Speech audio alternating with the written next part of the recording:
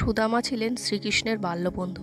বিশ্বাস করা হয় যে সুদামা কৃষ্ণের সাথে দেখা করার জন্য এবং তার কর্মে অংশগ্রহণ করার জন্য পৃথিবীতে জন্মগ্রহণ করেছিলেন। তিনি ভগবান বিষ্ণুর একজন প্রকৃত ভক্ত ছিলেন। সুদামার জন্ম একটি নিম্ন আয়ের পরিবারে, অন্যদিকে কৃষ্ণ ছিলেন রাজ পরিবারের সন্তান। তবে তাদের মর্যাদার পার্থক্য তাদের প্রকৃত বন্ধুত্ব বা বন্ধনে বাধা হয়ে দাঁড়ায়নি। সুদামা এবং কৃষ্ণ দুজনেই অবিচ্ছেদ্য ছিলেন। ভগবান কৃষ্ণ এবং সুদামা গুরুকুলে শৈশবের বন্ধু এবং সহপাঠী ছিলেন এবং গুরু সন্দীপানির নির্দেশনায় পড়াশোনা করেছিলেন। তাদের শিক্ষা সমাপ্তির পর তারা আলাদা হয়ে যান, কিন্তু কৃষ্ণ বা সুদামা কেউই তাদের ঐশ্বরিক বন্ধুত্ব বলতে পারেননি। শ্রীকৃষ্ণ সুদামাকে জিজ্ঞাসা করলেন, তুমি কি আমার বন্ধু হবে? কত ভাগ্যবান সেই আত্মা যার কাছে স্বয়ং ভগবান বন্ধুত্ব চান। সুদামা দ্বিধাগ্রস্ত হয়ে বলল, কিন্তু আমি একজন দরিদ্র ব্রাহ্মণ আর তুমি একজন রাজপুত্র, আমরা কিভাবে বন্ধু হতে পারি? বন্ধুরা একে অপরকে সাহায্য করে, কিন্তু তোমাকে কিছুই দিতে পারবো না। শ্রীকৃষ্ণ বললেন, শুধু আমাকে প্রতিশ্রুতি দাও যে যাই হোক না কেন আমরা সব সময় বন্ধু থাকবো। আমি তোমার বন্ধু হিসেবে এই প্রস্তাব দিচ্ছি, আমি কখনো তোমার কাছে এমন কিছু চাইবো না যা তুমি আমাকে দিতে পারবে না। এই কথা শুনে সুদামা শ্রীকৃষ্ণের বন্ধুত্বের প্রস্তাব গ্রহণ করলেন। একসাথে পড়াশোনা শেষ করার পর বেশ কয়েক বছর যোগাযোগ বিচ্ছিন্ন থাকার পরেও তারা আবার দেখা করার আশা ছাড়েনি। সুদামার হৃদয় ও আত্মায় সর্বদা ভগবান শ্রীকৃষ্ণ ছিলেন। বহু বছর পর সুদামার কৃষ্ণের সাথে দেখা হওয়ার পুরো ঘটনাটি অবিস্মরণীয় ও মর্মস্পর্শী। শ্রীকৃষ্ণ এবং সুদামা দুজনেই বড় হয়েছিলেন। সুদামা এবং তার স্ত্রী দারিদ্র্যপীড়িত জীবনযাপন করছিলেন, কিন্তু তিনি ছিলেন ধর্মীয় পথে নিবেদিত প্রাণ। মানুষকে ধর্মীয় পথ শিক্ষা দিতেন এবং তাদের জীবনের প্রকৃত অর্থ বলতেন। ইতিমধ্যে ভগবান কৃষ্ণ দ্বারকার রাজা হয়ে ওঠেন। যখন সুদামা এবং তার পরিবার দারিদ্র্যের কবলে পড়েছিল এবং সন্তানদের খাওয়ানোর জন্য অর্থ ছিল না, তখন তার স্ত্রী বসুন্ধরা সুদামাকে তার শৈশবের বন্ধু কৃষ্ণের কথা মনে করিয়ে দেন।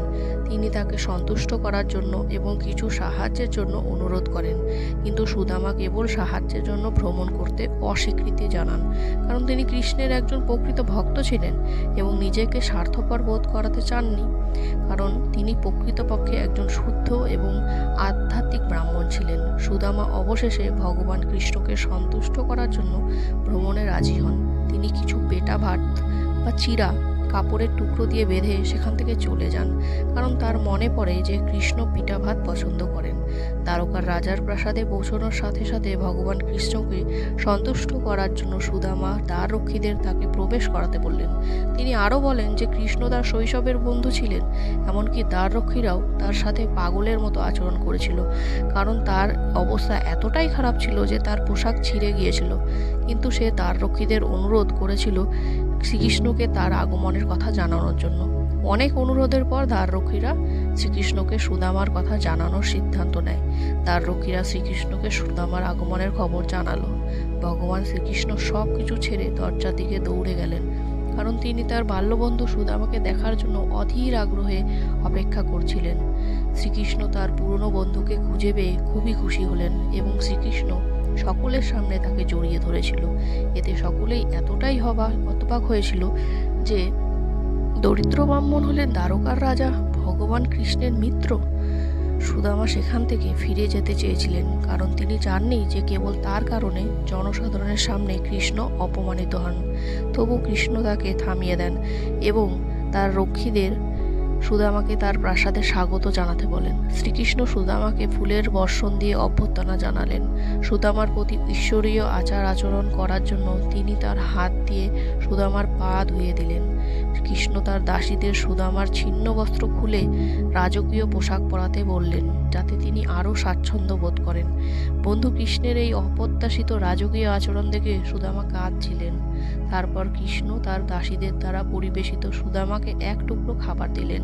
শ্রীকৃষ্ণ সুদামাকে এক টুকরো খাবার দিলেন এবং সুদামা তার বন্ধু কৃষ্ণের এই অপ্রত্যাশিত রাজকীয় আচরণ দেখে কাঁদছিলেন। খাবারের পর কৃষ্ণ এবং সুদামা বিশ্রাম নিলেন এবং তাদের পুরনো দিনগুলি নিয়ে আলোচনা করলেন। কৃষ্ণ দেখলেন যে সুদামা তার কাছ থেকে কিছু লুকাচ্ছেন। তিনি আস্তে করে জিজ্ঞাসা করলেন, আমার মনে হচ্ছে তুমিও আমার জন্য কিছু উপহার এনেছো। আমার মনে হচ্ছে এটা আমার জন্য কিছু সুস্বাদু খাবার। তিনি সুদামাকে উপহারটি বের করে আনতে অনুরোধ করলেন। সুদামা এটি লুকিয়ে রেখেছিলেন কারণ তিনি ভেবেছিলেন এই ছোট উপহারটি তারকা রাজার জন্য কিছুই নয়। কিন্তু কৃষ্ণ ভগবান উপহারটি আলতো করে গ্রহণ করলেন, যা ছিল কাপড়ের টুকরোতে বাঁধা কিছু পিঠা ভাত। শ্রীকৃষ্ণ উপহারের জন্য প্রচুর প্রশংসা করলেন এবং বললেন যে এই উপহারটি তার জীবনের সেরা উপহার, এবং তিনি তা খেতে শুরু করলেন এবং তার স্ত্রী রুক্মিণীর অর্থাৎ দেবী লক্ষ্মীর অবতার সাথে ভাগ করে নিলেন। কয়েক ঘন্টা পর সুদামা তার বাড়িতে ফিরে যাওয়ার সিদ্ধান্ত নিলেন। যাওয়ার আগে কৃষ্ণ জিজ্ঞাসা করলেন, দ্বারকা পরিদর্শনের যুক্তি কি? সুদামা সমস্ত চাপ ভুলে গিয়ে মৃদুভাবে উত্তর দিলেন, তিনি তার সাথে সাক্ষাতের জন্য এসেছেন। কৃষ্ণর কাছ থেকে তার কোনো দাবি নেই। সুদামা কৃষ্ণের প্রতি গভীর ভক্তি নিয়ে প্রাসাদ ত্যাগ করলেন।